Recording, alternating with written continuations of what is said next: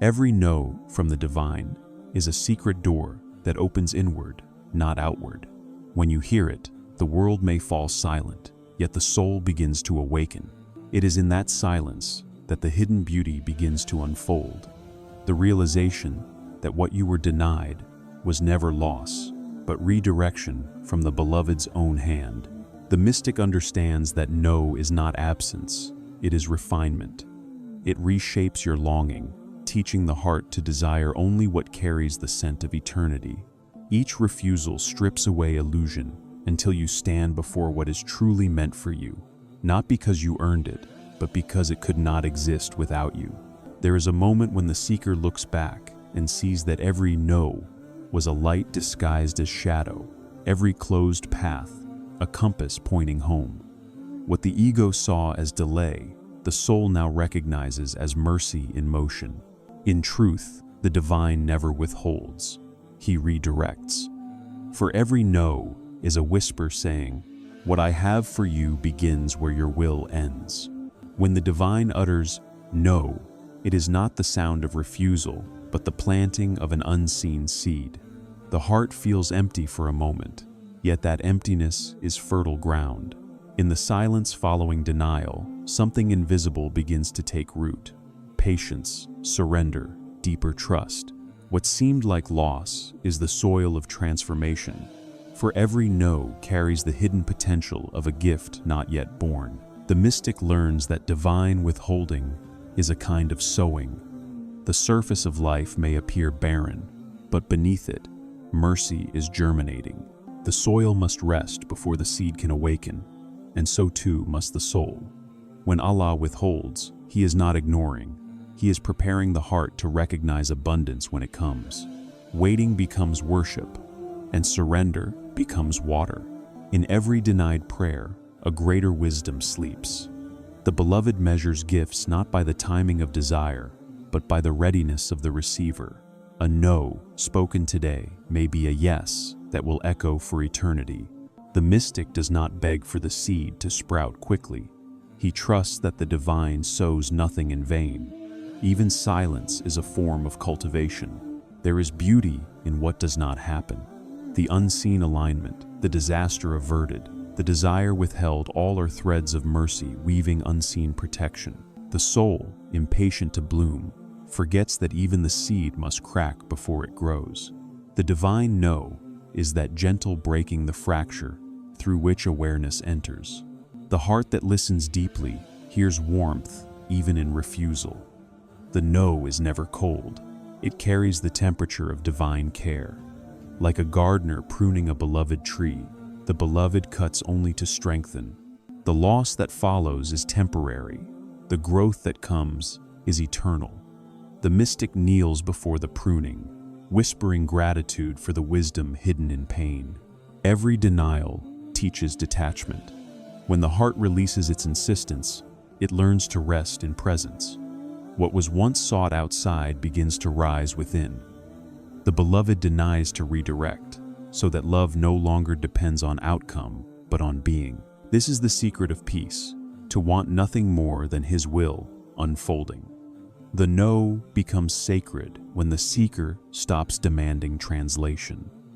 Not every meaning is meant for understanding. Some are meant for surrender. The soul grows most when it stops asking times why times and begins to say times yes, times to the no.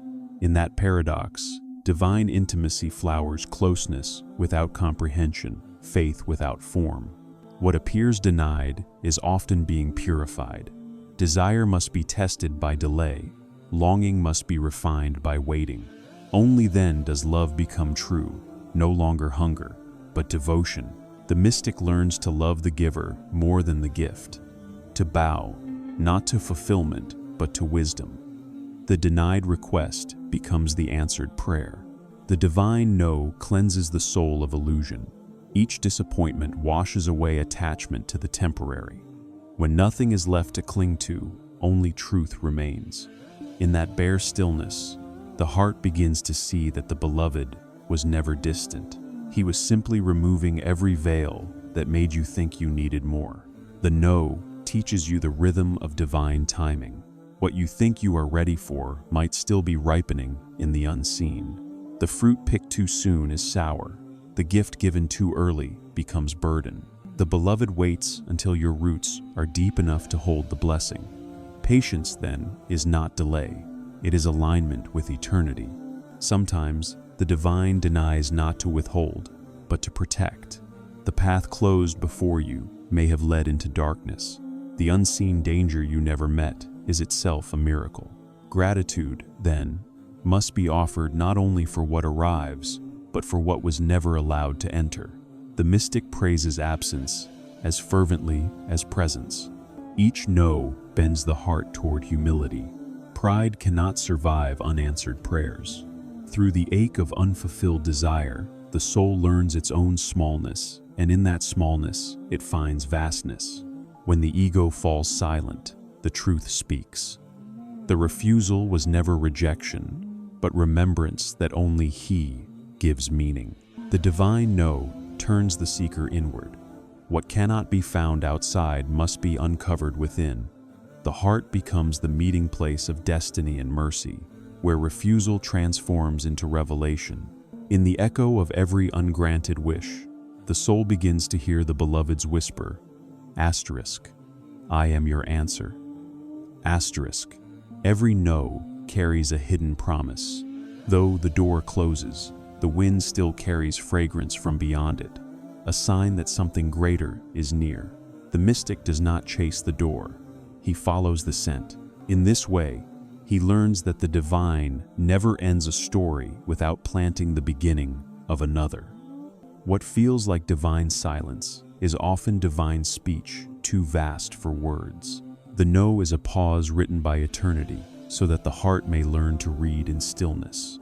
The mystic rests in that pause, knowing that revelation is not always sound. Sometimes it is the quiet between heartbeats. When the no becomes prayer, peace descends. The heart stops wrestling with fate and starts dancing with it. The refusal that once felt heavy becomes light, for it now glows with meaning. The mystic smiles through tears, for he has learned the secret that acceptance is the highest form of answered prayer. There are moments when the divine no becomes recognition, when the seeker finally sees that what he wanted was too small. The withheld desire gives birth to greater vision. What seemed like emptiness now overflows. The no was not the end of hope. It was hope learning how to see beyond form. In time, the soul begins to thank the no more than the yes. It sees that affirmation feeds gratitude, but denial feeds depth. The former gives joy, the latter gives wisdom. The mystic treasures both, but he bows deeper before the no, for it carried him farther into the heart of surrender. And then, at last, the meaning reveals itself. Every no was preparation for the only yes that matters, the nearness of the divine. The soul realizes it was never refused anything real, only redirected from illusion. The seed that was planted in denial blossoms now into union. The mystic looks back and smiles, seeing that every no was love, teaching him how to receive without possession. He whispers, every door that closed was you leading me home. Every silence was you, speaking softly enough for my soul to finally listen, and from the ashes of denial, a greater gift begins to bloom. Contentment without condition, peace without reason, love without end. When the divine withholds, he does not withdraw his light. He veils it in another form. What seems like absence is a subtler kind of radiance, too soft for the unprepared eye. The mystic learns that concealment is mercy, for unfiltered light would blind the heart still learning to see. What is withheld in the outer world often blooms inwardly, as understanding light transforming into wisdom. The beloved's hand covers, not to deny, but to protect. What you call deprivation is often preservation, a pause written by compassion. The seed does not curse the soil for darkness. It trusts the unseen sunlight working through roots. So too, the soul must learn that what it cannot see is often what sustains it most deeply. The divine does not extinguish the lamp. He places it behind a curtain so its glow may ripen in secret. When the veil finally lifts, the light appears stronger, steadier, purified by waiting. The mystic bows before this rhythm, knowing that love sometimes hides itself to deepen its reflection in the heart. The withholding is not the opposite of giving. It is the form that giving takes when wisdom leads. What the world calls delay is the soul's apprenticeship in patience. In that stillness, light matures into guidance. Each unanswered prayer, each unfulfilled desire, becomes a lantern slowly being lit within. The mystic stops chasing illumination outside and begins to feel its warmth rising from within his own being. The hidden dawn before the visible one. The light beneath withholding glows in paradox. The more you surrender, the brighter it becomes. Yet it cannot be seen by those who demand. Only those who yield can perceive its softness. The ego cries for immediacy, but the heart waits, and in that waiting, it is transformed.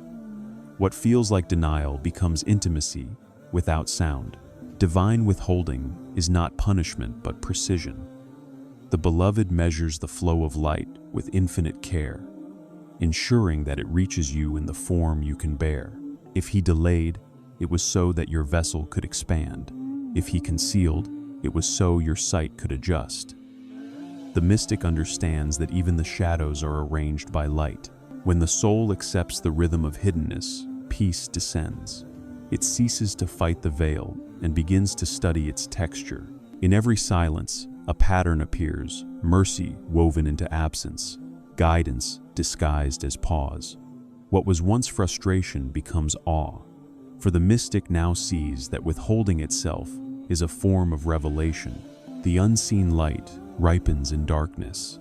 Just as fruit sweetens away from sight, the soul matures when deprived of what it craves. This is divine alchemy, longing turning into insight, desire refining into remembrance. The mystic learns that the beloved withholds to give something higher, not what the hands can hold, but what the heart can become. There are moments when light hides itself, so the seeker may learn faith without sight. True devotion is not loving the beloved for what he gives, but for what he is. When the heart learns this, the hidden light begins to glow quietly beneath every unanswered prayer, every silence, every not yet. The mystic begins to see that what was withheld was never gone.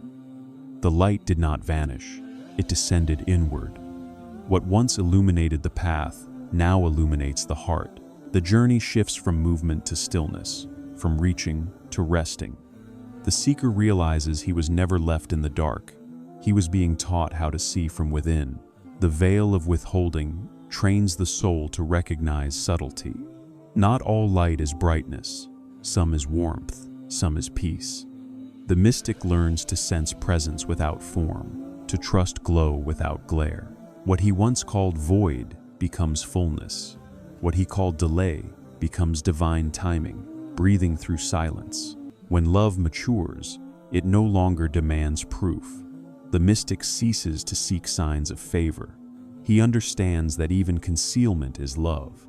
The beloved hides not to test, but to deepen recognition. What is withheld sharpens vision. What is delayed strengthens faith.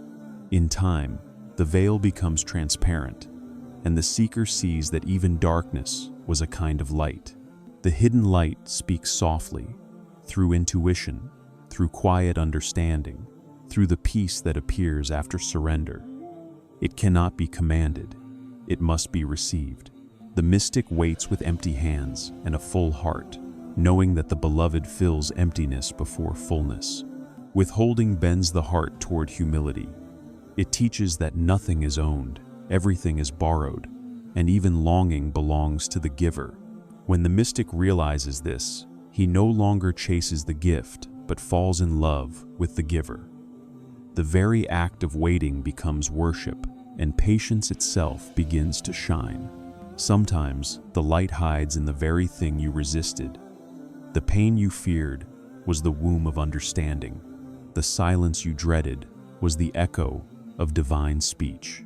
The mystic learns to bow before what he does not comprehend, for wisdom often arrives clothed as contradiction. In that surrender, the unseen radiance reveals itself. The longer the veil remains, the brighter the heart becomes. Each moment of not knowing polishes it into reflection.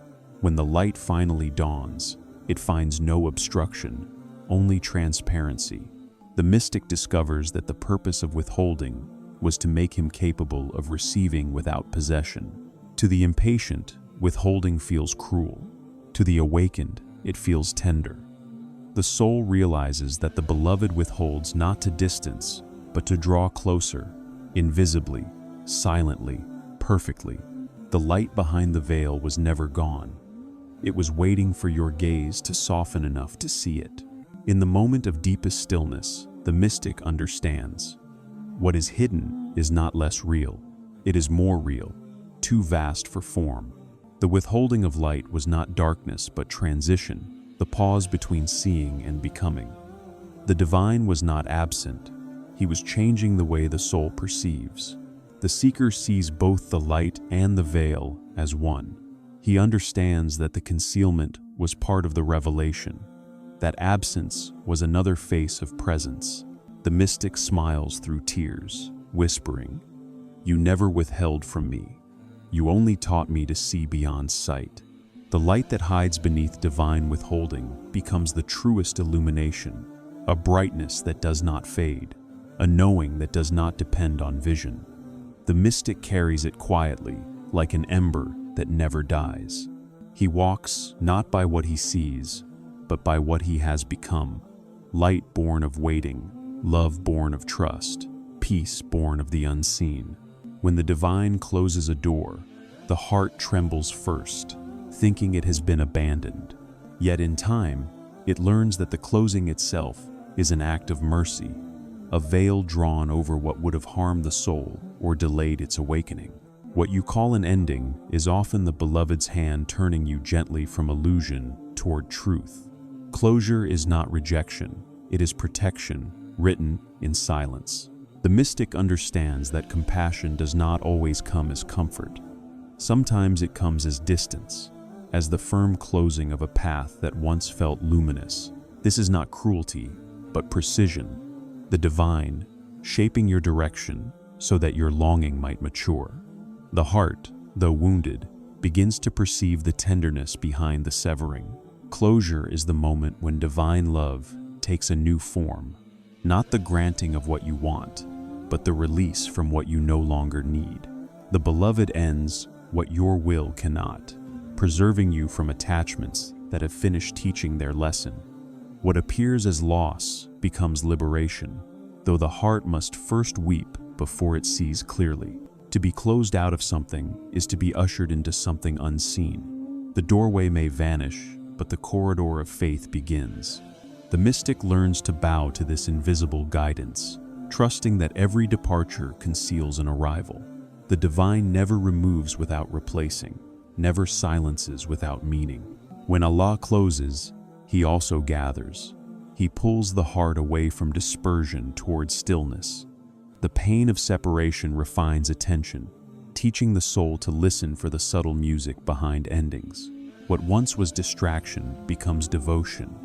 What seemed broken becomes whole through surrender. Closure teaches that the beloved's mercy is not bound by your desires. He withholds not to wound, but to realign.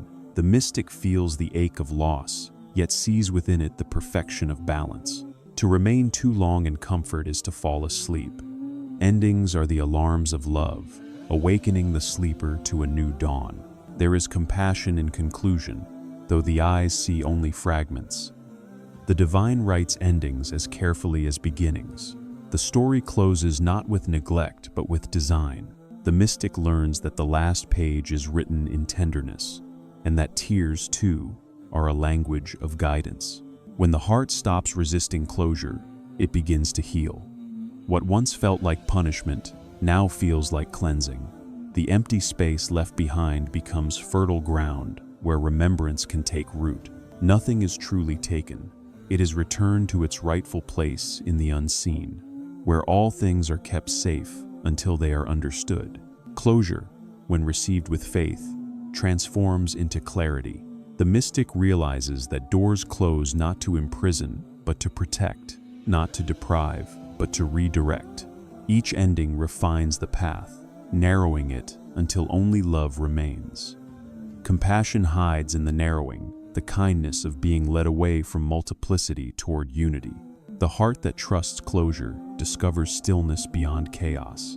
It no longer fears loss, for it has seen that the divine gives continuity in ways that transcend form. The same hand that shuts one door opens the heart wider. The sound of the latch becomes music, and even silence becomes prayer. The soul grows tender through endings. The pain of parting softens its hardness, making space for gentleness. What once was rigid becomes receptive. The mystic bows within himself, seeing that compassion sometimes wears the mask of pain, yet beneath it glows the same eternal kindness. To close something is not to end it, it is to complete its circle. The divine never leaves matters half-finished. Every ending is the finishing of a mercy, the sealing of what has fulfilled its purpose. When you try to hold it open, you resist growth.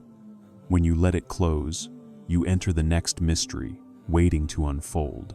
Closure is the polishing of love. It removes what clouds the heart's mirror. The beloved does not break bonds in anger, but in gentleness, ensuring that your reflection of him remains undistorted. The pain of loss becomes the cloth that cleanses the glass. Through tears, the mirror begins to shine again. The mystic learns to thank the closing as much as the opening. For in endings, the self is reduced, and in reduction, it finds its truth. Each closure is a bowing of destiny life, lowering its head before the majesty of divine wisdom. To resist is to suffer, to accept is to awaken. There is mercy in the limits that closure imposes. Infinite desire must be guided, or it will consume itself. The beloved teaches through boundaries, reminding the soul that not all love is meant to be possessed. The walls he raises are not prisons, but sanctuaries, where longing can grow pure. When the heart sees the compassion behind closure, bitterness dissolves. The question, why, turns into the remembrance. He knows. The mystic learns that love's truest form is not indulgence, but understanding. Sometimes, the kindest act is restraint. Through closure, the heart becomes fluent in surrender. It stops arguing with fate and begins to converse with it. The mystic listens, and in that listening discovers peace, not because he has received what he wanted, but because he finally wants nothing apart from what is willed. Every closure leaves a trace of light. The ending glows faintly in memory, like the horizon after sunset. That glow is compassion's signature proof that even in separation, presence lingers. The mystic carries this glow as guidance, trusting that no ending is ever absolute. When the final door closes, the heart understands what it could not before. That love was never about possession, but purification. The divine withdraws not to deprive, but to draw near without distraction. The heart, once shattered, becomes clear enough to contain what cannot be named. Closure becomes the final act of compassion, the gentle folding of one chapter into another. The mystic, now quiet within, no longer grieves what was lost. He sees the perfection of the turning, the symmetry of the unseen script. He whispers, "Asterisk, you never closed the door to me, you only closed me inside. Your mercy." When something is denied, the heart feels barren, but in that very emptiness, an unseen garden begins to grow. The soil of patience receives seeds that the eye cannot see. The rain of surrender waters them in silence. Though no bloom appears, beneath the surface, mercy begins to root itself. The mystic learns that what is withheld outwardly is often given inwardly. In a harvest the soul alone can touch. The divine plants without announcement. Every withheld desire becomes a seed of transformation. The garden grows in darkness, away from the applause of the world, nurtured only by remembrance. What you thought was rejection was cultivation, the beloved removing weeds so the heart might learn how to bear fruit. In this hidden garden, every no becomes nourishment. The roots of trust deepen with every disappointment, drawing strength from surrender. Growth in the unseen is slow but certain. It is the kind of flourishing that no storm can destroy, for its foundation is love disguised as loss. The mystic begins to understand that denial is not neglect. The beloved closes one hand to teach you how to see the other still open. Beneath each deprivation lies abundance too vast to be measured. The garden of faith does not depend on seasons. It thrives in the soil of submission. When the world denies you, heaven often embraces you more closely. The unseen garden grows in the silence between expectations.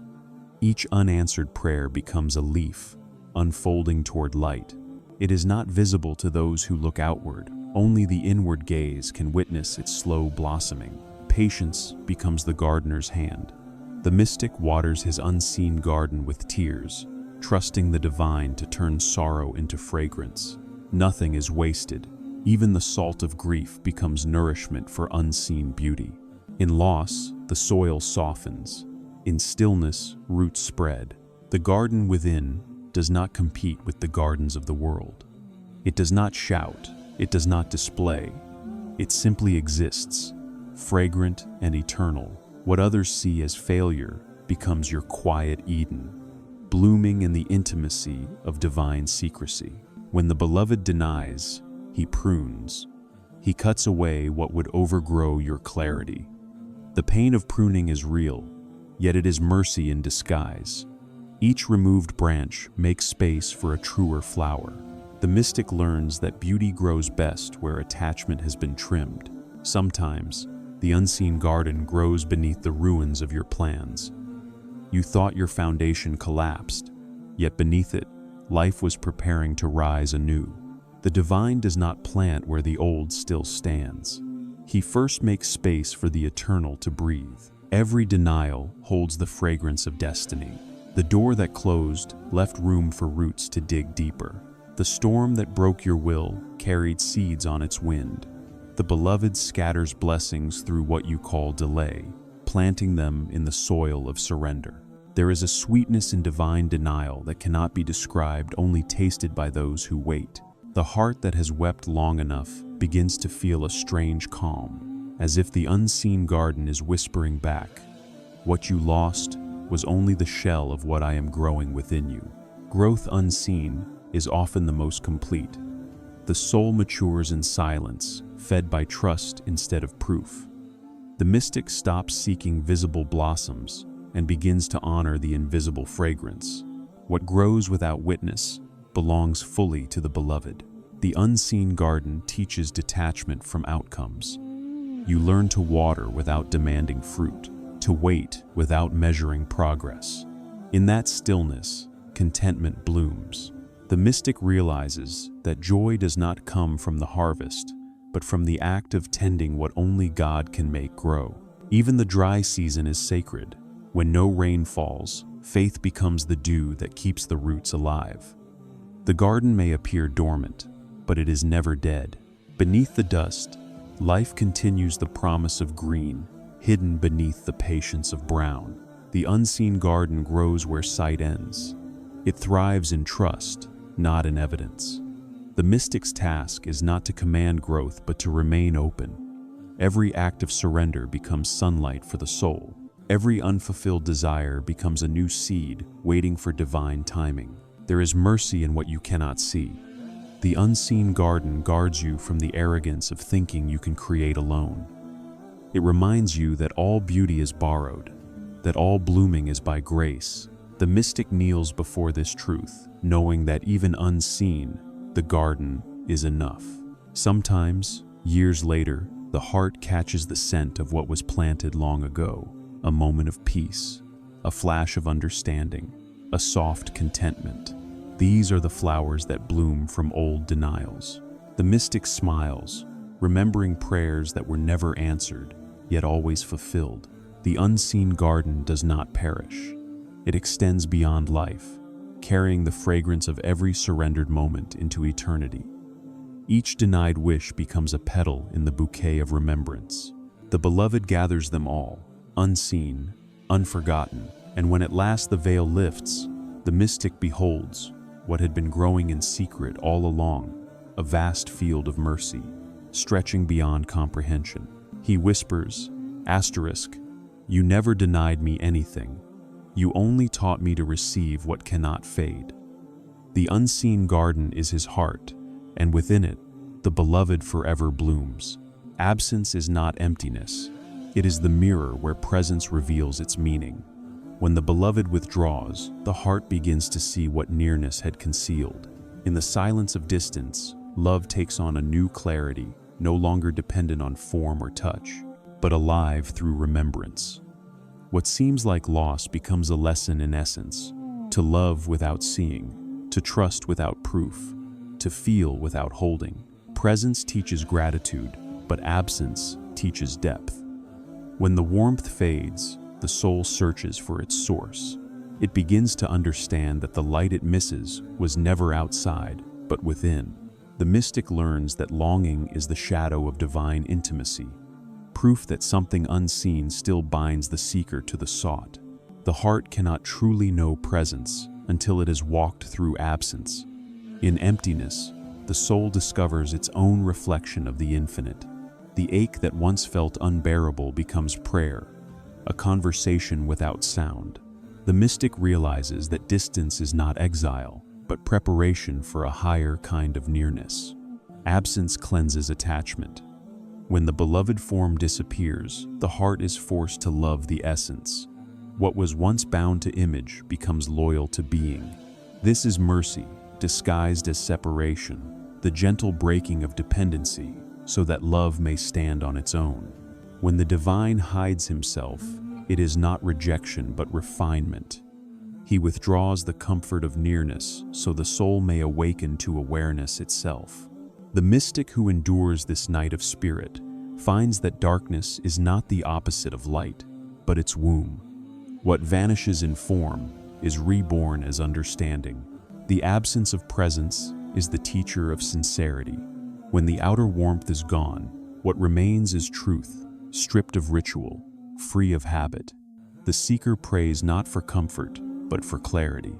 In that nakedness, faith becomes sight without eyes. There is a wisdom only distance can offer. Presence fills, absence shapes. The fullness of love is meaningless until you have known its hollow echo. The mystic kneels in that hollowness, realizing that absence itself is the language through which the beloved reminds him of what cannot leave. Absence stretches the heart.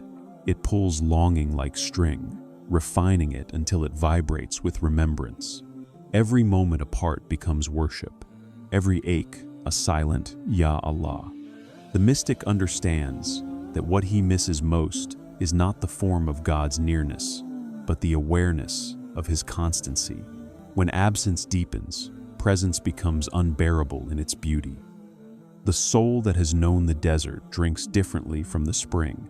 Each taste is sharper, each breath a blessing. The mystic treasures presence now not as possession, but as mercy renewed through loss. The divine withdraws to teach the heart how to see without sight. Presence dazzles, but absence instructs. It trains the heart to navigate by faith rather than certainty. The mystic walks through the darkness, trusting the memory of warmth that absence itself engraved. Absence is the beloved's gentlest discipline. It turns impatience into patience, fear into stillness. What begins as grief ends as reverence. The mystic stops asking, "Where are you?" and begins whispering, "You are even here, in what I cannot see."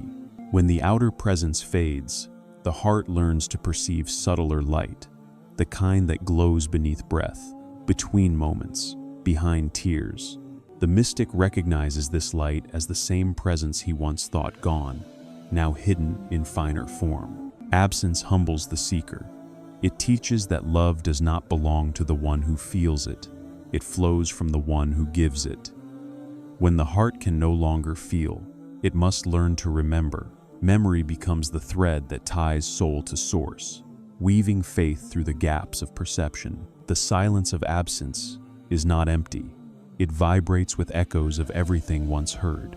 The mystic listens closely and realizes the voice of the beloved was never gone.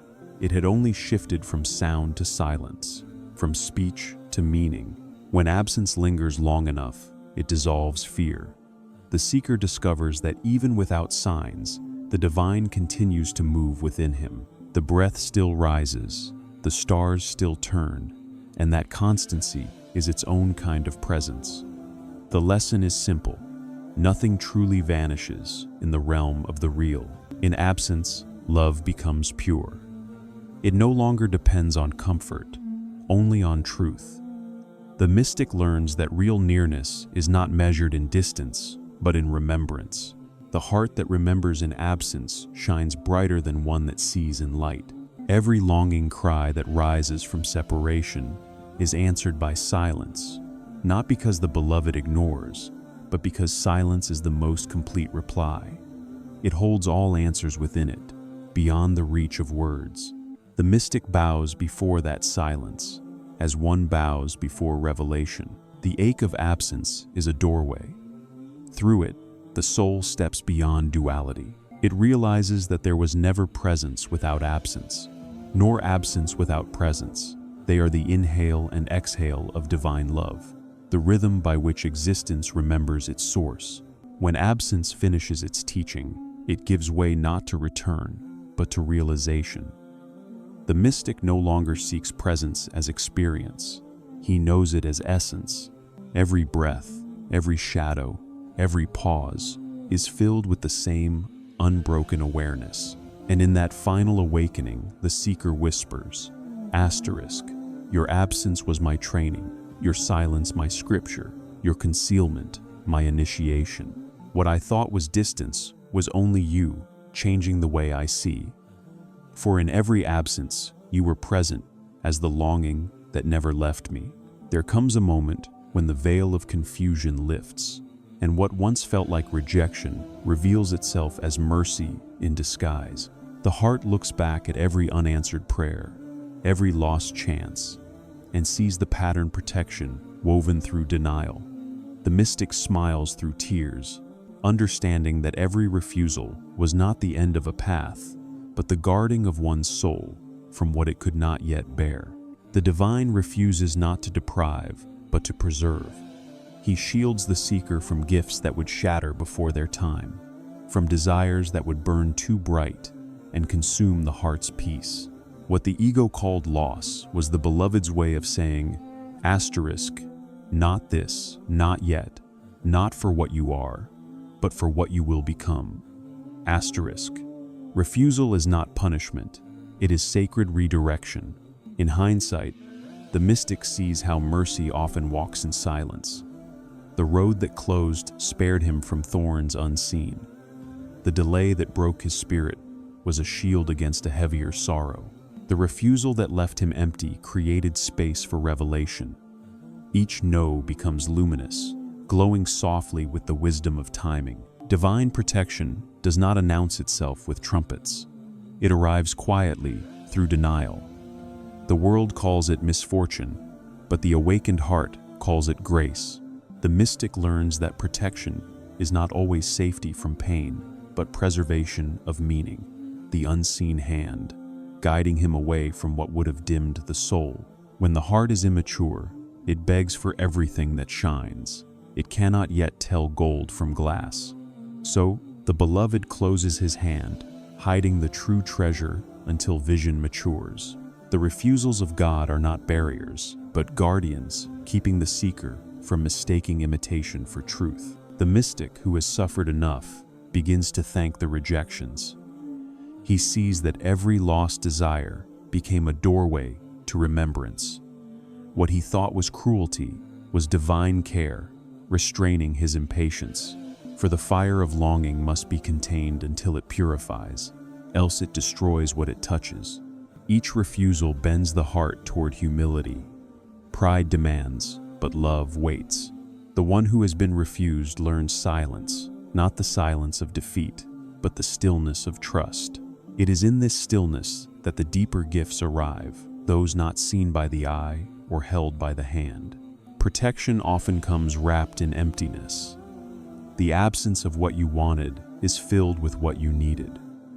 The mystic learns to interpret silence not as abandonment, but as preparation. The divine withholds not to wound, but to deepen. When you see life through the eyes of faith, even detours shine. The missed opportunities, the doors that locked too soon, the prayers that echoed unanswered, all become sacred architecture. Each stone of refusal builds the sanctuary where your heart now rests. There is wisdom in the way the divine shapes delay. A gift given too early can become poison. A journey begun too soon may never reach its end. Refusal slows you down to divine speed, where haste dissolves into harmony. The mystic moves with this rhythm, trusting that every no was written in light. The soul, protected by refusal, becomes transparent. It no longer clings to desire, for it has learned that longing unfulfilled still belongs to God. What was once frustration transforms into reverence. The mystic does not demand paths, he follows footprints. Every protection looks like pain until it finishes its teaching. Only then does the heart understand why it had to wait, why it had to lose, why it had to ache. The refusal was the seed of discernment, teaching the soul to desire only what leads it home. The divine knows how easily the heart is captivated by appearances. He guards the seeker from false reflections, ensuring that love finds only what is real. The rejections of life are mirrors turned away from illusion, guiding the gaze toward the eternal face. Refusal refines longing. It transforms begging into being. When the mystic stops asking, "Why not?" and begins whispering, "When you will," his prayers become songs of patience. In that surrender, the walls of denial turn transparent, and protection reveals its radiance. The heart protected by divine refusal becomes unbreakable. It has tasted disappointment and discovered that even disappointment was divine company. The mystic learns to rest inside uncertainty, for he knows now that what is delayed is never denied, only perfected in secret. Protection often means the destruction of what you thought would save you. The divine burns bridges you were too afraid to leave behind. Though the smoke stings your eyes, clarity follows. The ashes of your will become the soil of his. Each refusal carves the soul into its destined form. The rough edges of want are smoothed by surrender. In the stillness after loss, the mystic begins to shine not from achievement, but from acceptance. The refusal was never against him. It was for his becoming. When the lesson completes, the heart sees both sides at once, the grief of waiting and the wisdom of protection. It understands that every blocked path was a prayer answered in disguise. The divine does not destroy possibilities.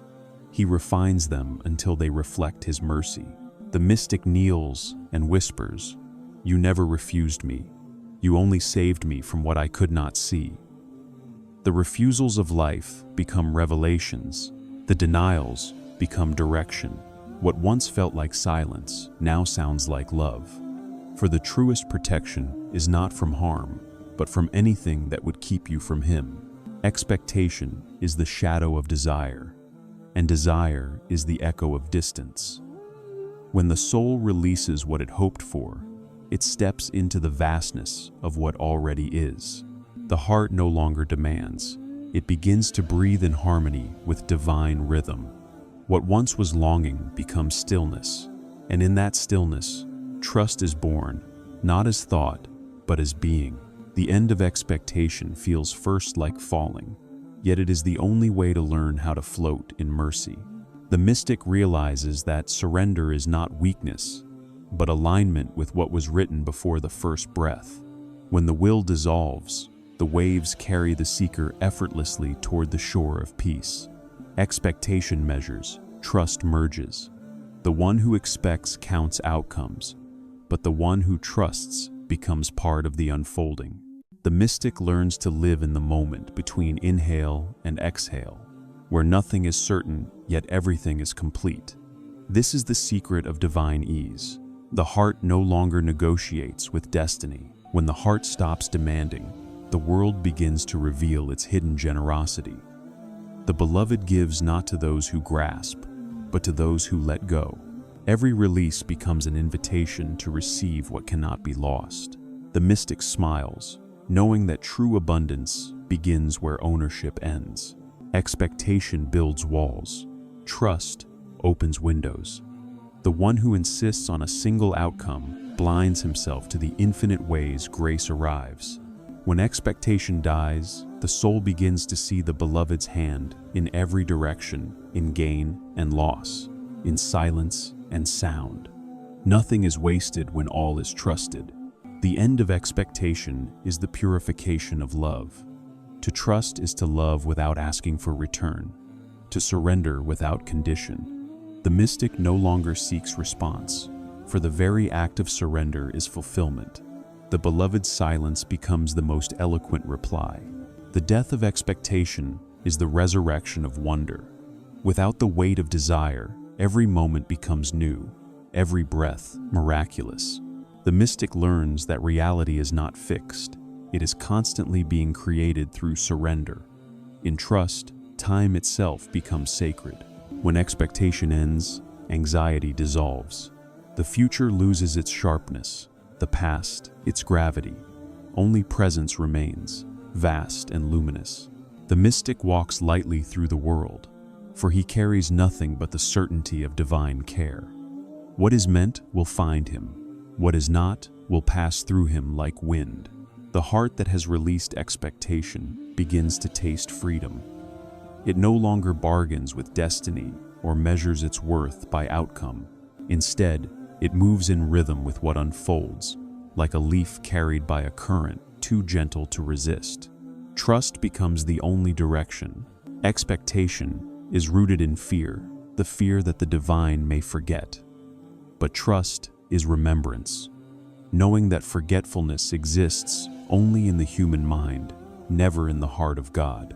The mystic rests in that assurance, breathing softly, held by the unseen hand that guides without fail. In the end of expectation, gratitude is born. The heart no longer thanks for what it receives, but for what it is allowed to witness. Every breath becomes a form of prayer, every delay a deeper yes.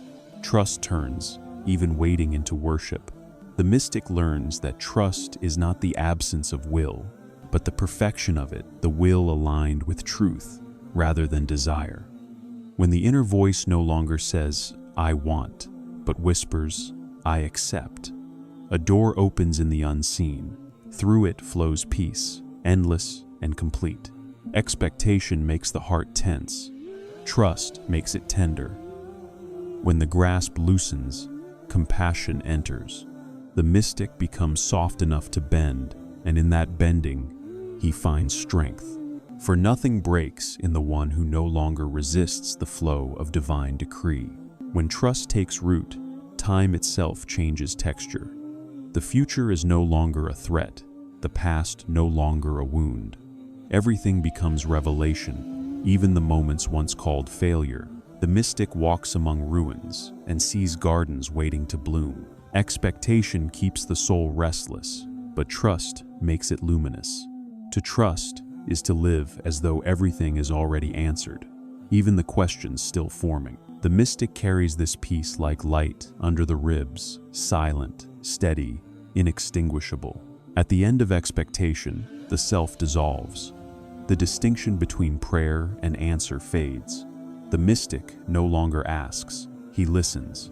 What he hears is not a voice, but a presence, the quiet assurance that nothing has ever been outside divine care. When the heart finally stops arguing with fate, it discovers the sweetness hidden inside surrender. What once felt like defeat now tastes like release. The mystic kneels not to plead, but to rest, whispering, "Your will is my home." The end of expectation transforms longing into intimacy. The seeker realizes that trust is not waiting for proof, it is breathing in rhythm with the unseen. The soul that trusts sees every moment as sacred choreography, every step guided by mercy. In trust, the mystic no longer walks toward the beloved, he walks within him. Expectation implies distance. Trust reveals unity. The path disappears, leaving only presence. Every breath becomes his remembrance, every silence his reply. And when the final layer of expectation falls away, the heart awakens to the truth it had always known. There was never anything to wait for. The beloved was here all along, in every delay, every turn, every quiet unfolding. The end of expectation was not the loss of hope.